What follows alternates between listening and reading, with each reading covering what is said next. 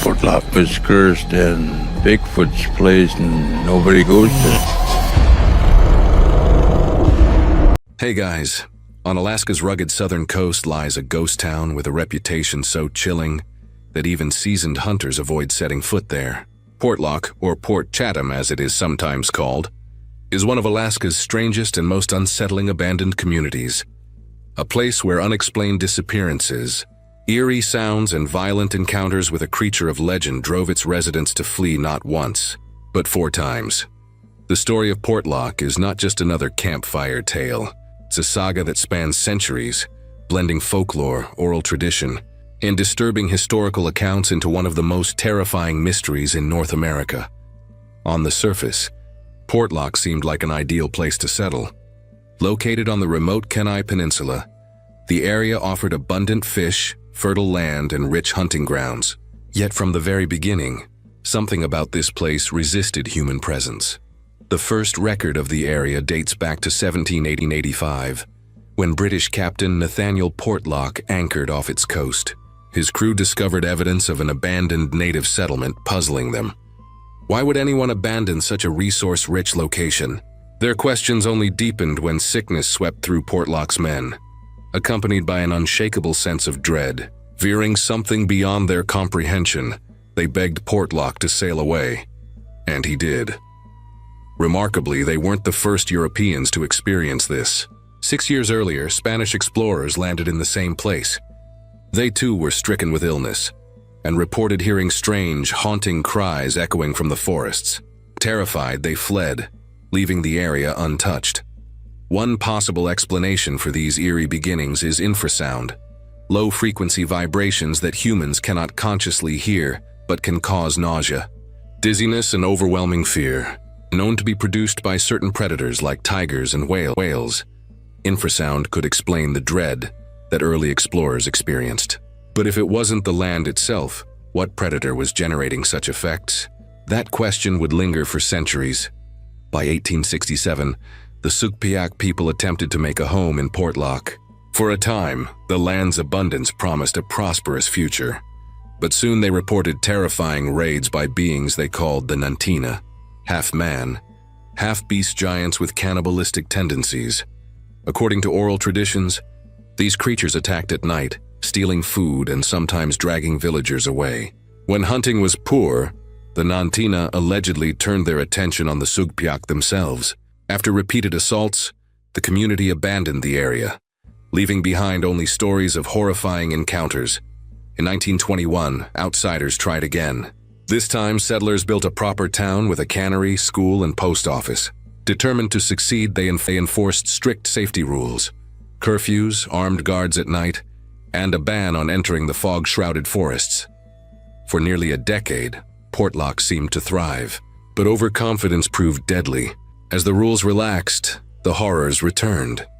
In 1931, a logger named Andrew Camlock ventured deeper into the forest than usual. When he failed to return, searchers found a scene of carnage. His head had been crushed by his own heavy logging sled, flung far from his body. His sled dogs were torn apart, their remains scattered. The force required to move the sled so far shocked the community. Soon after, another man, Tom Olson, reported seeing a massive, hairy, 2-legged creature on the beach. He was armed but froze in fear, unable to fire. For many, his sighting confirmed their darkest suspicions.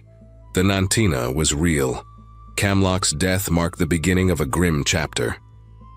Hunters, loggers, and prospectors began to vanish. When bodies were recovered, they bore signs of brutal attacks.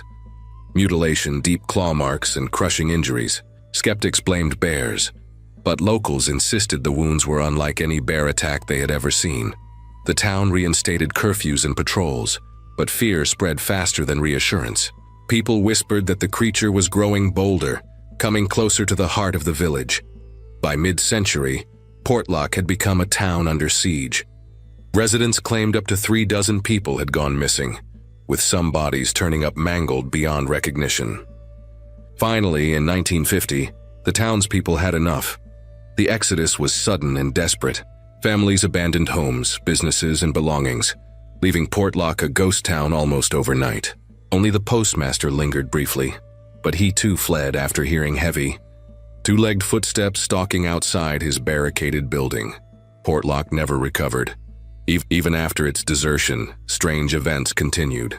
In the 1970s, a group of hunters forced to take shelter in the abandoned town reported something circling their camp at night, growling in guttural tones. The next morning, they agreed whatever it was had moved on two legs.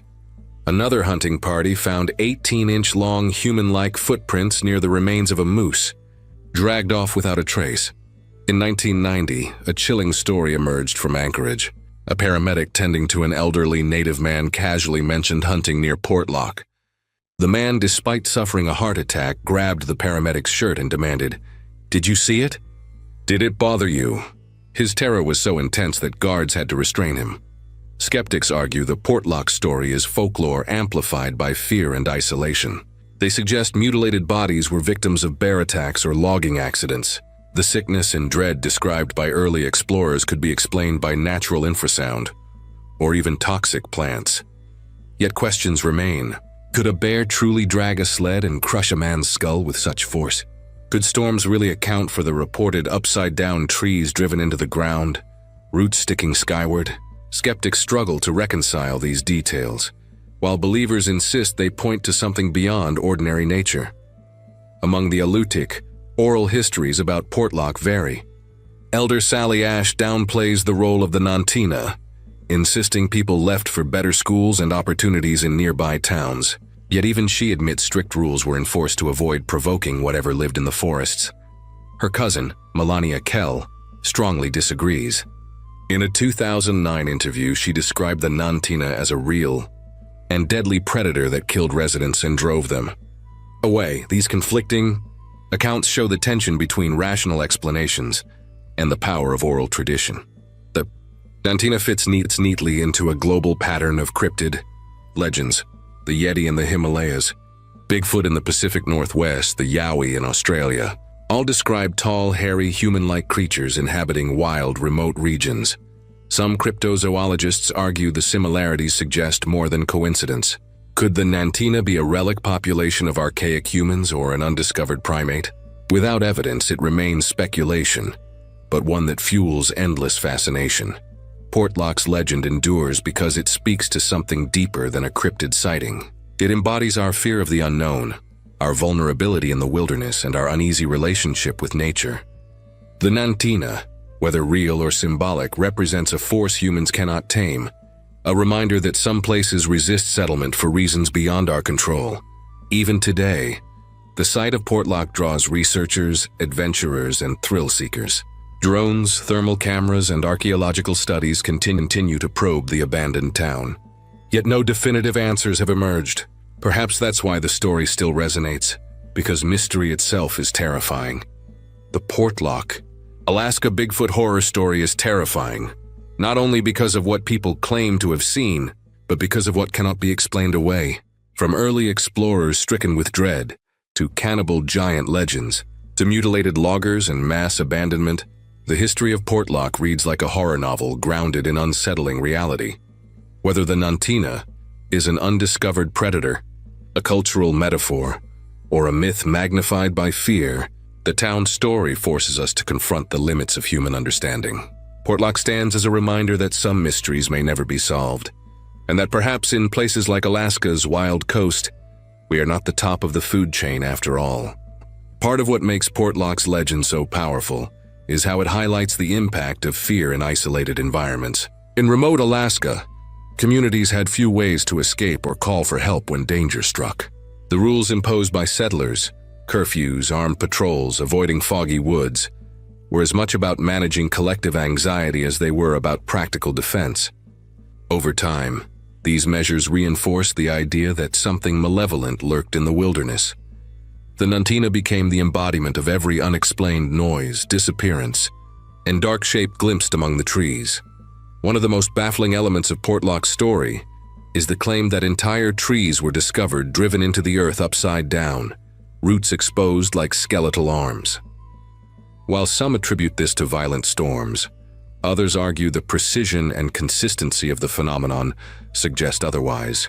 For believers, these trees are physical evidence of a creature with unimaginable strength, something capable of reshaping the forest itself. Skeptics struggle to explain it without resorting to extraordinary weather events or outright fabrication. Portlock's dark tale doesn't stand alone. Around the world, cultures tell stories of monsters that resist civilization's advance. The Nant'ina joins a lineage of wilderness guardians, from the Yeti of the Himalayas to the Orang Pendek of Sumatra.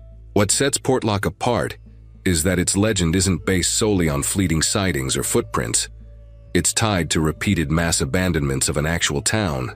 That real-world consequence elevates Portlock's legend from folklore to historical enigma. For the Alutiiq people, the Nant'ina remains more than a ghost story. Even those who downplay its role in Portlock's abandonment acknowledge that their ancestors lived under strict rules in the area.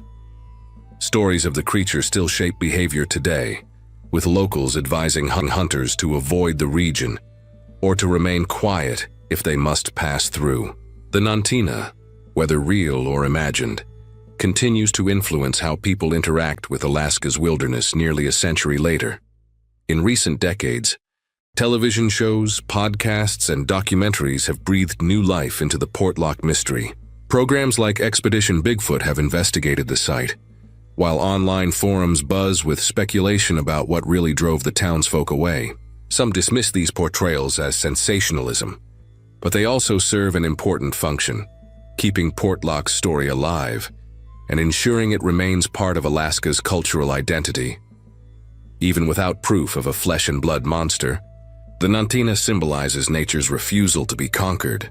Portlock's story reminds us that some landscapes resist human settlement, not just because of climate or resources, but because of the psychological weight they carry. Whether the Nant'ina is a predator, a spirit, or a story that grew with each retelling, it represents a wilderness that pushes back against human ambition. Ultimately, the Portlock, Alaska Bigfoot horror story remains terrifying because it refuses resolution. Scientific explanations, bears, accidents, storms, don't fully account for the fear that spanned centuries and drove entire communities away. At the same time, the evidence for the Nant'ina remains elusive. It is this tension between possibility and impossibility that makes the story endure. Portlock may be abandoned, but its legend thrives, reminding us that sometimes the most frightening things are those we can't quite explain.